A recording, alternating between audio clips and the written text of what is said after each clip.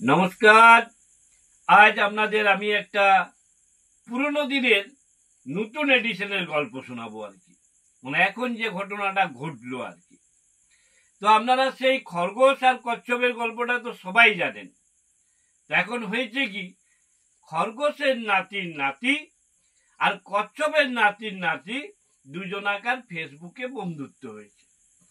ফেসবুকে বন্ধুত্ব হওয়ার পরে তাদের অনেক চ্যাটিং ফ্যাটিং হওয়ার পর তারা হোয়াটসঅ্যাপ নাম্বার নিয়েছে।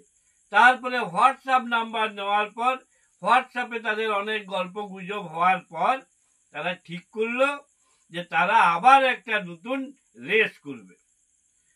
কচ্ছপ এই প্রস্তাবটা দিল, কেননা অনেক দিন ধরে এই বদনামটা খরগোশের আছে। তো যদি খরগোশকে একটা সুযোগ দেওয়া যায়, তো ঠিক আছে, খরগোশও রাজি হয়ে গেল যে কচ্ছপের এই প্রস্তাবে যদি দাদুর বদনামটা কিছুটা ঘুচানো যায়, মানে দাদুর বদনামটা। তো তারপরে রেস শুরু হলো। রেস শুরু হওয়ার কিছুক্ষণ পর খরগোশ পিছন দিকে তাকিয়ে দেখছে কচ্ছপ অনেক দূরে।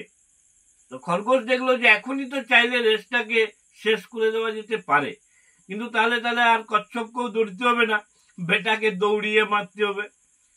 কিন্তু খরগোশ ঠিক করে নিয়েছে আগে থেকে, বাবা আমি আর ঘুমোচ্ছি না।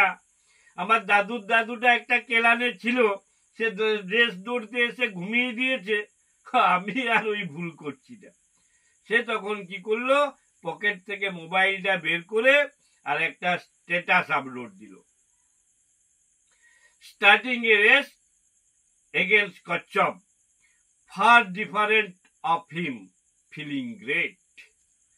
ব্যাস, আর যে স্ট্যাটাস আপলোড করেছে ব্যাস সঙ্গে সঙ্গে like, love, reaction, wow, comment. একজন লিখেছে তু সি গ্রেট হে গুরু। কেউ লিখছে তুমি কি করে এমন সুন্দর দৌড়াতে পারো। একজন রবীন্দ্র প্রেমী বৌদি লিখেছেন, ওগো আমার প্রিয়, তুমি লেজটা তুলে একটু দৌড়ে দিও। আরেকজন মিস অ্যাঞ্জেল লিখেছে, রেস শেষ করে কিন্তু আমার কাছে এক কাপ কফি খেয়ে যেতেই হবে। আর খরগোশ তো এই সকল কমেন্ট, রিকমেন্ড, লাভ, রিয়াকশন, লাইক, ওয়াও দেখতে দেখতে দেখতে দেখতে একদম ওইটার মধ্যে একদম পুরো বুক ওর ফুলে গেল, পুরো আনন্দে আত্মহারা। একদম প্রত্যেকটা কমেন্টে রিকমেন্ড করে যাচ্ছে, তারপরে লাইক বেড়ে যাচ্ছে, কমেন্ট বেড়ে যাচ্ছে।